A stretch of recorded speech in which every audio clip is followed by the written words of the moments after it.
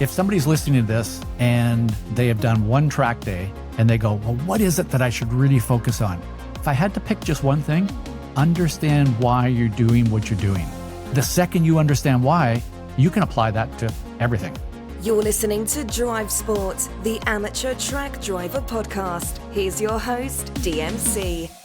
Hello and welcome to Drivesport. This is the show where I help you get on track, have fun, and get your car home in one piece, and hopefully learn some wonderful skills along the way. My name is Dave, but for this show, I like to go by DMC, and I'm an enthusiast like you and also a track instructor, in particular in Utah.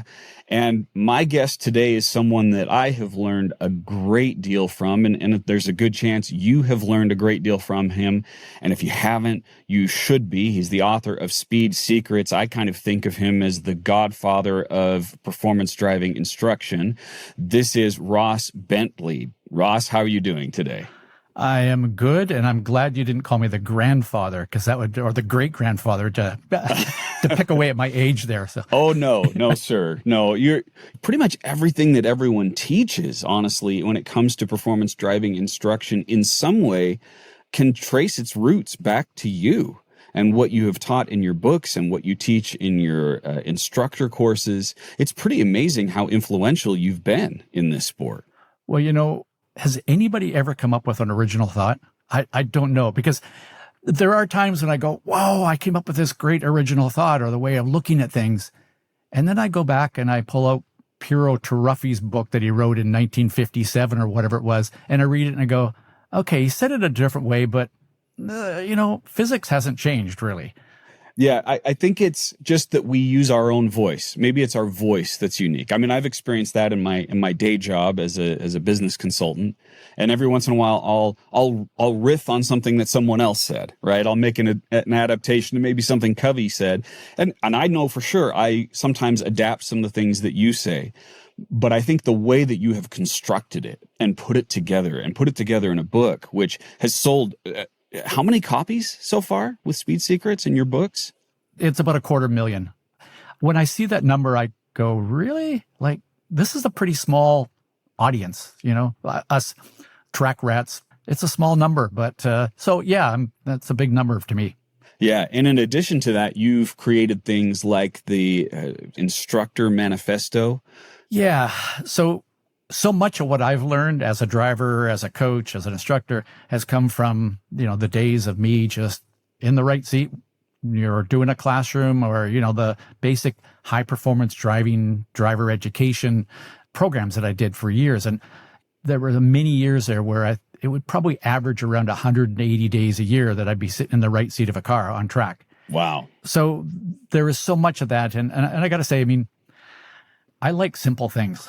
Maybe it's because I'm not the smartest guy in the world, so I got to simplify things. And I think that has helped. That has helped other people. Like, I know people will explain something and I go, wow, they're really smart, but I don't understand what they're saying. So I feel like my job is to simplify what we do. Yeah. And that's what makes you such a great teacher. I really believe in that as well. The idea of taking the complex and making it simple, which is so critical too when we're going at 100 miles an hour and we have to do it quickly. And especially when you're in right seat, which I was just yesterday with the full novice, I was right seat, and you've got to be really clear. You've got to be really quick, and you've got to be concise in what you say. You can't take a paragraph to explain what's about to happen or what just happened on the track.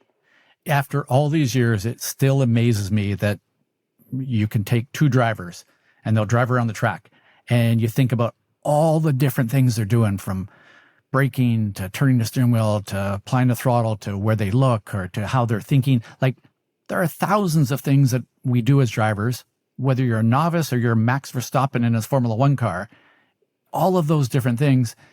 When you talk to people about you driving on a track, how many times have they gone, well, it's just driving. I drive down the highway all the time. And they just Right. don't get all the stuff that goes into it, right? Right. Yeah. So I want to get into some specifics about things that people can do and learn from you. Just briefly before we do that, for those who don't know your background, how did you even get into this whole thing? Well, the quick story is I grew up going to a racetrack. My father worked on race cars when I was a kid. So 5 years old, I'm at a racetrack. And every weekend I'd be at a racetrack with my dad. It was oval track racing with sprint cars and super modifieds and things like that. So I grew up wanting to be a race car driver, and I was, not coming from a wealthy background. As everybody knows, this is an expensive sport. So I had a challenging career of working up through the ranks, but, got to the point where I drove IndyCars.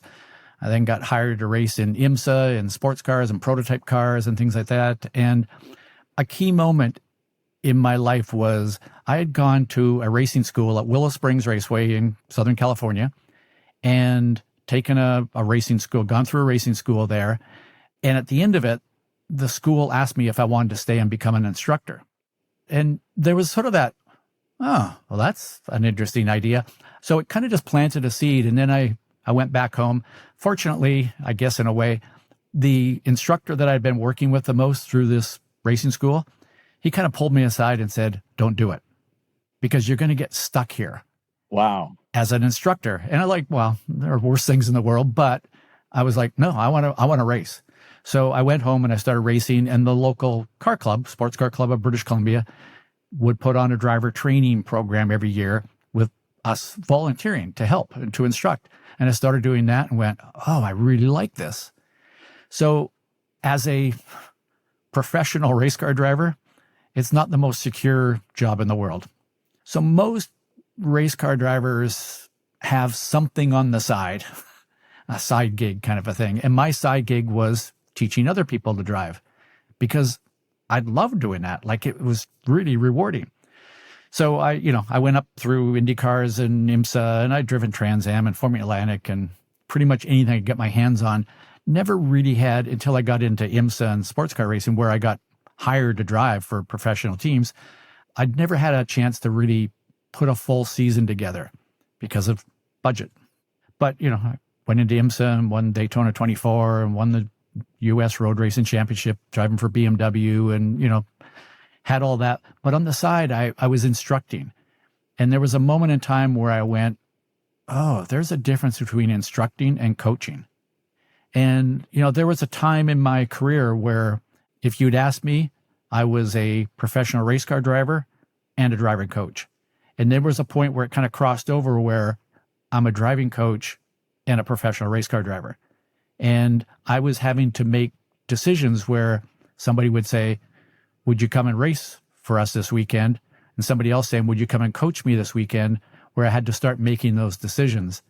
And I had been really studying how to become a better coach. Like, I didn't want to be just a, hey, turn in here, brake here, get on the throttle here kind of a guy. I wanted to dig into the mind. I wanted to look at everything about driving and become a professional coach. Well, but it really highlights something that is, I think, not just in driving, but in many different professions and careers. There's a point at which you decide, do I want to be doing this or do I want to help other people do it? And both are great. And sometimes coaching, teaching is not for everyone. Absolutely. And you have that rare gift of being able to do both. But what I do want to ask you about was something that you said that's very, very critical. And I think it's important for people who are both learning and coaching, because I know a lot of people do this sport and they're like, I want to coach too. Can you talk to us about the difference between coaching and instruction? Because I see a lot of driving instructors not understand the difference, and it's very important. To me, the simple separation there is instructing and teaching is putting information into the driver. It's do this, do this, do this, do this. Coaching at the core is drawing out what the driver knows. It's, what if you did this? What would happen? Think about this. And there are times when somebody, and it could be a novice, it could be a professional driver, could say, come and coach me. And I have to try to figure out what it is they really want. Because I could come in and go, do this, this, and this, and you'll go faster. And that works. But what they've really learned is how to follow my instruction. They haven't really truly understood the why behind it, and they haven't therefore been able to then apply that to other places they go to. So there's a balance between those two, and there's also a time and a place. I often joke, one of the things that a coach does is asks a lot of questions.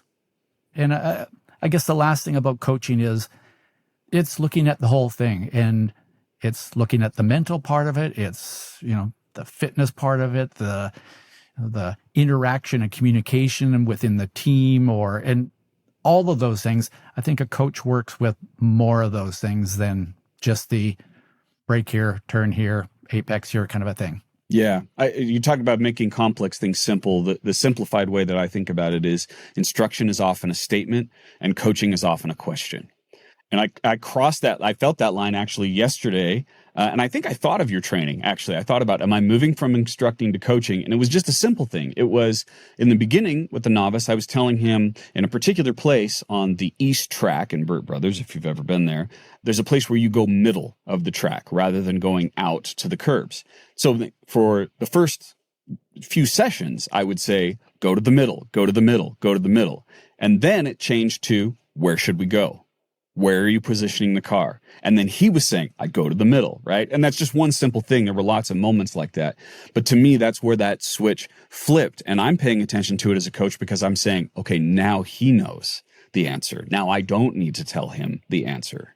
And I think that's a key differentiator between even a good instructor and a great instructor. A great instructor knows when to stop telling and start drawing it out. And sometimes it's not saying anything at all. It's also knowing when to be quiet. Let the silence do the talking. Beautiful. One of the things as a teacher, as an instructor, we love to tell people what to do. A lot of times, the questioning becomes, we finished a session. How'd that go? How smooth did you feel? Did you feel that you were looking further ahead? Things like that. Yeah. What did you do well? Oh, there you go. My favorite question, because everybody loves to focus on what they didn't do well. Yeah. But if you know what you did well, then you're going to have a tendency to do more of that.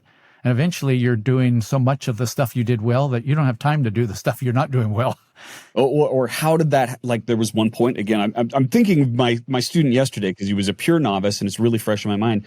There was a moment where he over accelerated in the turn. And the back end kicked out in a very, very fast car with a lot of power. And so I said, why did that happen? And he diagnosed it. I said, great. If you can diagnose it, then you can avoid it. If I have to tell you what happened, then you still haven't figured out where you got there. And Ross, I'm saying these things because these are techniques that you have taught that have rubbed off on me as I've gone through, for instance, the Motorsport Safety Foundation training for coaches. You do such a beautiful job of teaching people how to teach. You mentioned the most important word, I think, is why. So if somebody's listening to this and they have done one track day, and they go, well, what is it that I should really focus on? Is it my apexes or where I brake or where I look or whatever? Yeah, all those things are important. But if I had to pick just one thing, understand why you're doing what you're doing. And so often in the very beginning, you have an instructor in the car with you, and that instructor is saying, brake here, turn here, follow this line, whatever, stay in the middle of the track. The most important thing is, well, why? So if somebody's listening to this and they're going, what should I focus on? Whenever instructor tells you to do something or encourages you to do something, don't be afraid to say, well, why? Because the second you understand why, you can apply that to everything. Yeah, that's such a simple way to shortcut it. Again, going back to that idea of you taking something complex, making it simple. As a student, ask the why question. And that actually leads to where I wanted to go next, which is we've been talking about coaching, but one of the things that I've learned as a coach is how to be a good student. So what I would like you to share with us, especially keeping in mind that we've got people here who are just getting started, or maybe they still have a lot of instruction to receive over the next little while. What can they do in addition to asking the why question to be a better student? I guess taking a step back from that, I would say self-study. you've probably had this experience. Every instructor I know, they would say that the best experience they have helping somebody learn is somebody that's done some of the homework before they even arrived. Yes. The more you can get in your head as almost a mental model of what it is I'm trying to do. It's, hey, every great athlete in the world, every great performer in the world does some form of visualization where you're imagining not just what you see, but what you feel and what you hear in the car. So much of what we do when we drive on the track is because of the habits we have or the mental programs we have that we've developed driving on the road. For example, we drive down the road. We spend a lot of time driving in traffic because that's our life these days. And our eyes are attracted to bright, shiny objects, so we look at the taillights of the car in front of us. On the track, that's not looking far enough ahead. Well, it's not on the road either, but especially not on the track. So I'm going to say probably from a technique perspective, it's just think about the basic techniques of driving on a track and incorporate them into your everyday driving so that then you don't have to think about it when you're on the track. Yeah. Yesterday, again, he wanted to put his hands in the 2 and 10, right? And he kept going there. And he was like, it doesn't feel comfortable to go 9 and 3, which is what I was telling him for have more control. Can I keep it at 10 and 2? He asked that question, which I was grateful for rather than just fighting it. And I said, well, the reason why it doesn't feel comfortable is because you have been driving at 2 and 10 the whole time. Yeah. So of course it's going to feel, and then I said, like you said, you can start practicing that, right? On your daily driver, start getting your hands back into that position, which is better for performance driving. And you're right. Everything that we learn on the track can be in some way practiced in our daily driving, right? Like our vision, our eyes, our braking. Everything at an appropriate speed. Yes, sir. And appropriate might be the legal speed limit, right? Okay. You're on a freeway, you come to an off-ramp, and it's a fantastic place to practice coming into that. And, to me, a big thing, you come into a faster corner, you exhale, you actually breathe. And because early on, especially in higher stress situations, we tend to hold our breath. Our body tenses up. We don't sense the car as well. So if you come to that freeway off-ramp and you go, and you exhale and you move through the corner and you're smooth with the controls and you're aware of how your foot releases the pressure off the brake pedal. So if you can feel it on the road, think about how much more sensitive you will be when you get on the track and there's more motion going on. So the road, the only reason we drive on the road is to learn to be better on the track. Oh, and to get to the track. Once you adopt that mindset, right? Once you adopt the Steve McQueen mindset from Le Mans, right? Everything else is just waiting. Racing is life. Everything else is just waiting. It does start to become a little bit like that, doesn't it? The more you get into this sport. And I'd like to say it's actually more than just waiting. It's actually, what's the right word? Practice? Yeah, practice waiting or being more deliberate with how you use your waiting. I don't know. Useful waiting. How's that? Yeah, that's great. I've never thought of it that way. Or maybe education, right? Yeah. Everything else is education, getting you ready for the time that you're going to be racing. You mentioned breathing. Can we talk about that for a second? Because that is a problem that I have seen with many students, and I learned it from you. Let's talk about both student and instructor. What should the student be doing when it comes to breathing, and what can the instructor do to help the student with the breathing? So first off, just think about it. In your life, when you hold your breath, usually, there's kind of 2 times we hold our breath. One is we're underwater, and the other time is when we're scared. And when we're scared, our brain goes into that fight or flight kind of a mode. And that's okay for a very, very brief spurt of some action. But it's not something you can sustain at that level. To be in that magical zone or flow state that athletes talk about, musicians talk about, whatever, right? It's a more calm, relaxed state. And when we hold our breath, our brain goes, we either got to fight or we got to flight. We're not in that calm flow state.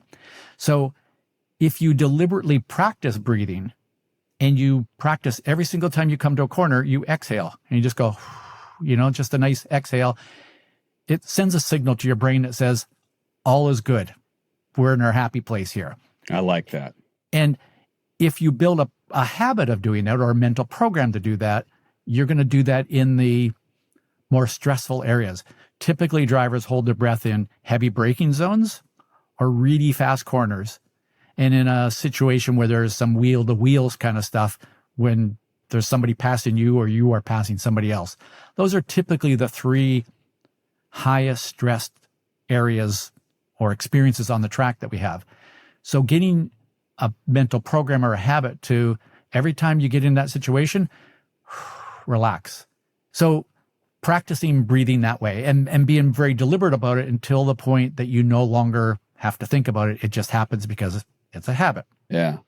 So there were two things I want to highlight here that you said. Number one, this is a little bit of a hobby horse for me. Something that's very important is the use of the communicator in instruction.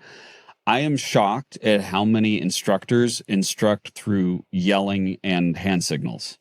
And I'm not getting paid for this endorsement, at least not right now. I use TrackCom for that, and it's very effective. And when I do that with students, they go, wow, this is so much better than the last time I worked with an instructor who was yelling at me. I don't know how to communicate without a clear microphone situation like that. So I would highly recommend that, and even maybe get it for yourself so that in case you're working with someone who doesn't have it, you're prepared, because it's worth the couple $100 to make sure that you've got really clear communication with whoever's helping you out. I agree 1,000%. I mean, like I said, when I started doing right seat stuff, they didn't exist. And then I would say the first ones were fragile, and they've gotten way, way better. And I really like your point of, if you're even halfway serious about doing a good job as an instructor, you should buy your own and be prepared to walk up to your student and say, here, put this in your helmet, and think about what it's doing, not only for them, which is the most important, but it might be the difference between you being in a car that stays on the track versus doesn't stay on the track. So it's a massive safety tool. Yeah, it's an investment that's well worth it. The other thing that you said that I wanted to highlight, and it's just kind of a general concept, is the zen of performance driving, for lack of a better term. But I know a lot of times people get tense, right? They're locking up and they're like, I got to get on that track and really push it. And what I try to talk to my students about is there's flow. I like the word fluid. I know people use the word smooth. I like fluid, because that's what we want to do, is we want to flow around the track. And when you get into that flow around the track, it starts to feel very meditative. And that's where the mindset that I'm trying to get students to, I'd just love to get your thoughts on that. I think anybody that has had that experience of being in the zone or being in flow or whatever you want to call it, like, it's so enjoyable when you're there. So I think part of the flow thing or the fluid thing, I think, is, first of all, getting that model in our head of what is track driving? What's it like? And when you see somebody who's really good, they are fluid. The way they use the wheel, the pedals, they are kind of flowing around the track. So there's kind of the technical part of that. And then there's the mental part of it, or the mindset part of it, of being in flow, and the balance between trying and not trying.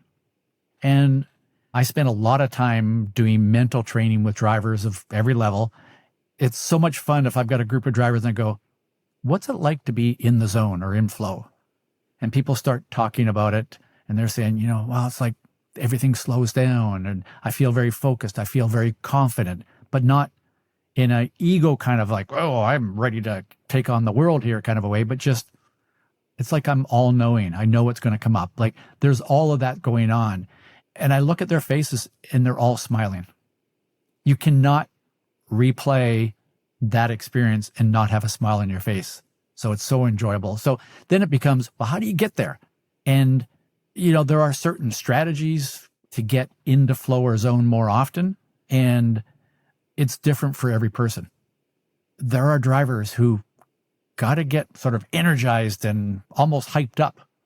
And the other drivers that are just so calm and relaxed, they're almost falling asleep when they get in the car. And that's their performance state of mind. Yeah. Well, and what you're saying too is an interesting thing that I've seen, which is we talked about practice for performance driving and how the education that happens when you're waiting can inform that.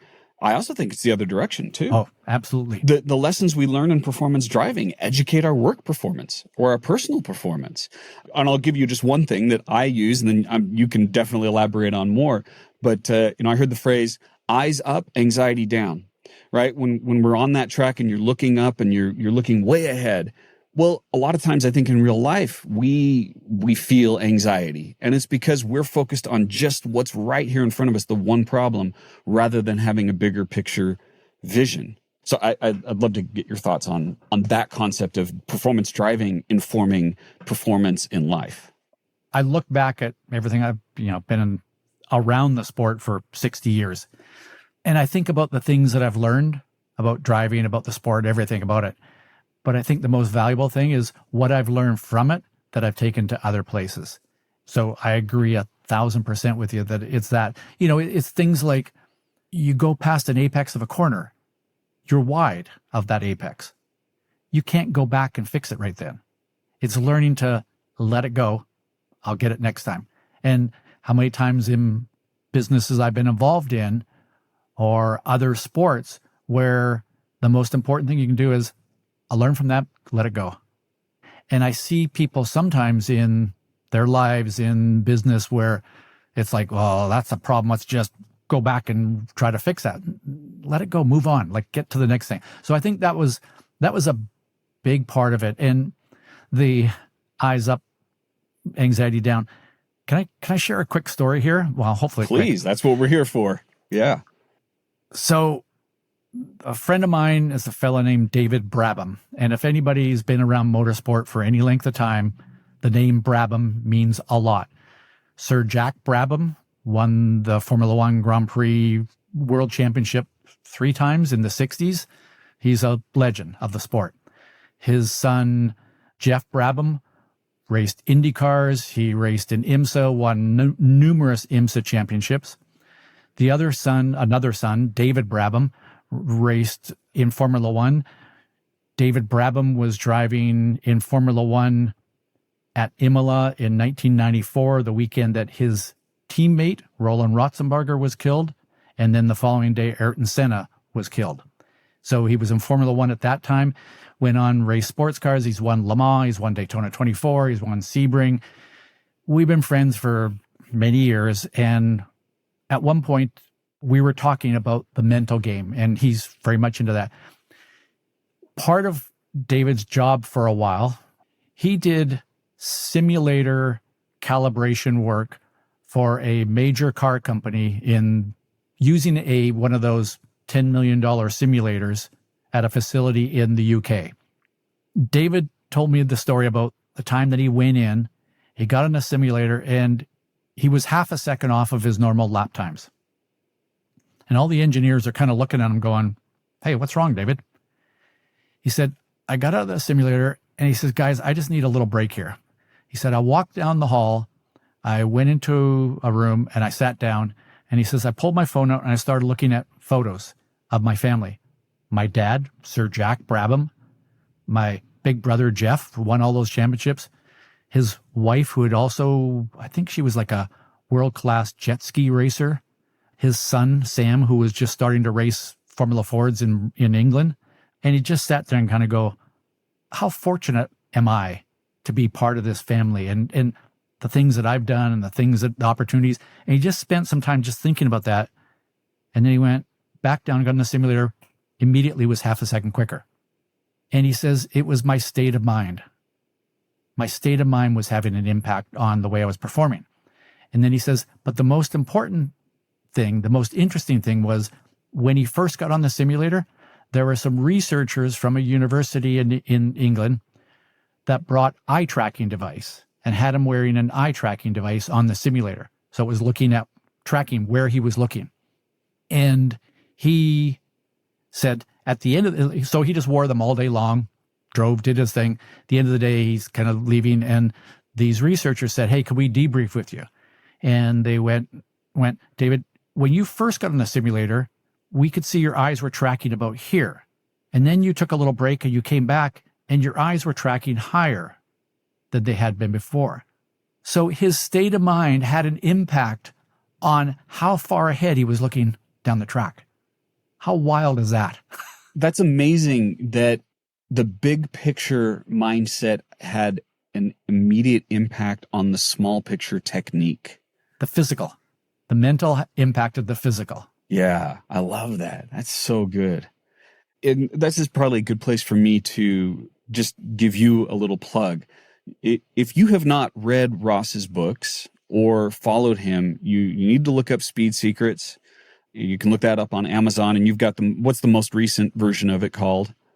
Two of them, Ultimate Speed Secrets and another one called The Lost Art of High Performance Driving. Okay, great. So those two books, then your website, Speed Secrets. And I want to, in particular, call out that you can subscribe there to his newsletter. And I know Ross does a lot of webinars where you can go on and he'll put if you can't see the video right now, he's got a big track behind him and he'll show you the line and he'll do all these things to teach you really specific techniques. And I want to encourage everyone listening to this to do that, because we've been talking a lot of big picture stuff here, but Ross is very, very well versed in the small picture techniques that are going to keep you safer and make you faster. So please do that. And in that spirit, Ross, I want to ask one last question. Let's talk technique for a moment. Give us something, especially for a novice driver, of what they need to know about braking. What do they need to change about their mindset when it comes to braking when they get on the track? And what's something specific they can do to practice that? Okay, so first, I will say, if you're thinking, what is the super trick advanced stuff that Max Verstappen or whoever, like Formula One world champions, IndyCar champions, NASCAR, whoever, the super trick advanced stuff is just doing the basics better. They do the exact same thing. They apply a brake pedal. They take their foot off the brake pedal. They turn the steering wheel. They straighten it back up. They squeeze on the throttle. They ease off the throttle. It's just how well they do that. So that's the first thing. You mentioned braking, which is, if there was just one thing that separated the very, very, very, very, very best from the only very best, it's how they take their foot off of the brake pedal, the release of the brake pedal. That is the most important part. Most drivers with experience get to the point where they begin braking around the same point. Yes, that initial application of the brake pedal is important. And I will say one of the habits that we develop driving on the road is to tend to be kind of light and squeeze on the brakes gradually, and then have maximum pressure towards the end of our braking zone when we're coming up to a traffic light, for example. But on the track, it needs to be the other way around. It needs to be a hard initial application, and then that allows you to start to release slowly as you come into a corner. And if you become aware of how you take your foot off the brake pedal, how you release the brake pedal, and this is not this is only for advanced drivers. No, from day one, be aware of how you release the pressure off the brake pedal. And the smoother you do that, the better balance the car is, the more grip it has, the safer you're going to be, the more consistent you're going to be, and the faster you're going to be, and the more fun you're going to have. Well, Ross, obviously we could talk about this for weeks and there would be no end to your knowledge. So again, I recommend everyone check out his books and go to his website. Ross, I always like to end these interviews with a pit stop question and then some hot lap questions. So the pit stop gets us to think for a moment and maybe be a little cautious, be a little thoughtful. And then the hot lap questions are just some fun ones that I'll fire at you at the end to get your take. So the pit stop question is, what's the most expensive lesson you've learned at the track? Not asking enough questions early in my career. So not taking advantage of other people's knowledge. I'm going to say that was the very first thing. And another one that's maybe not related or is related, I've always been a very competitive person. And the biggest lesson I learned was to focus on my performance and not on the competition. You know, I'm talking about wheel-to-wheel racing here. And it's so easy to get caught up I got to beat that driver. But even if you're just on a lapping day, you can get too caught up in the results of, well, my lap time was 1:35.5 today. I want to be in the 1:34s. You can get so caught up in that you're not focused on your performance. And I made a big switch in my career, my life, when I'm not going to focus on the result because I cannot control that. I'm not going to focus on the competition because I cannot control that. I can influence those, but only by working on the one thing that I can control, and that's my performance. Love it. Okay, hot lap questions. Favorite car that you've driven on track? On track, an IndyCar. Wow. I drove for a small budget team, so I never had the best IndyCar, but I don't care. You're driving a 1,500-pound car with 900 horsepower on an oval like Phoenix. You're pulling 4.5 Gs. There's nothing like it. Oh, it's amazing. Now, you might not do any better than an IndyCar, but is there perhaps a bucket list car that you haven't driven on track that you would like to? That's interesting. People have said, if you could pick one car in the world, what would it be to drive on track? And I go, next year's Red Bull Formula One car. Yeah. But honestly, I would have to train so hard to even get back into that point where I could actually do it justice. But I'd take it. I'd take that.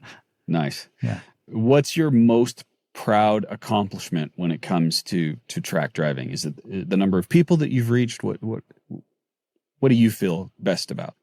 I feel best about having had an impact on a lot of different drivers. I guess hundreds of thousands of drivers, and knowing that I've had an impact on them that way. I will say there was a weekend where I was at Le Mans coaching 3 drivers racing in the Le Mans 24-hour race. And in the middle of the night, I got a phone call from a young driver who I'd been coaching since he was 12. And he had gone up through road racing, but then got hired to race in NASCAR. And he just won his first NASCAR race at Michigan. And he called me from the podium to say, I just won. And then a few hours later, I had been working on the mental game with a flat track motorcycle racer who called me and said, hey, I just won the Springfield Mile, which is like their Indy 500. So in one weekend, having Le Mans, NASCAR, and a flat track motorcycle racer, that was pretty cool. Yeah. And your answer just exemplifies the spirit of a coach too, because your favorite accomplishment is what you help someone else get. I love that about that. Favorite track? The next one. I love it. What a great answer. Yeah, I could go on. I could go. What is the next one? The next one will be, well, I'm going to race at VIR in December. So VIR is a cool track. I love it. That's fun. I've had the opportunity to do it on a sim, not in real life yet. And then what's one thing you want every amateur driver to do? Have fun. At the end of the day, that's all that really matters is have fun. Some of that means staying within your limits, within your capabilities, but also not getting stagnant in, well, I'm going to stay a long ways away from that, because what makes the sport so much fun is getting close to that limit, feeling that zone or flow that comes with being stretched, but not too stretched. Fantastic. Ross, it has been truly a great honor to get to know you and to interview you for this podcast. Thank you. Also, I'll personally thank you for on behalf of everyone who has learned from you. Thank you so much for your influence on this sport and for making it fun for so many of us. My pleasure. And thank you for doing what you're doing, because what makes this sport grow are people like you that are going, I've fallen in love with it. I want to share it with everybody else. So that's why we do this. Yeah, absolutely. Please follow Ross at speedsecrets.com. Sign up for his newsletter. Are there any other places you want people to follow you? The only other thing is myself and 2 other people, Sam Smith, who used to be editor-in-chief at Road and Track magazine, and Jeff Brown, one of the best race car engineers in the world. We have a podcast called It's Not the Car, and it's about the people behind the scenes. So yeah, speedsecrets.com and It's Not the Car podcast, in addition to this podcast. Love it. It's not the car. Thank you again, Ross. And thank you everyone for listening. If you have any questions, anything you want me to cover, someone you want me to interview, please send those suggestions to show@drivesport.co. Thanks for listening. Eyes up, stay fluid. You've been listening to Drivesport, the amateur track driver podcast, hosted by DMC and produced by Drivesport LLC. Research and assistant production by Victoria Bidez.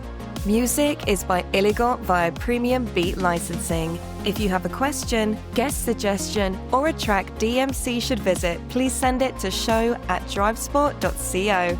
Please subscribe to Drivesport on Apple Podcasts, Spotify, or wherever you like to get your podcasts. And follow us on social media @Drivesport Co. We'll see you in the next episode.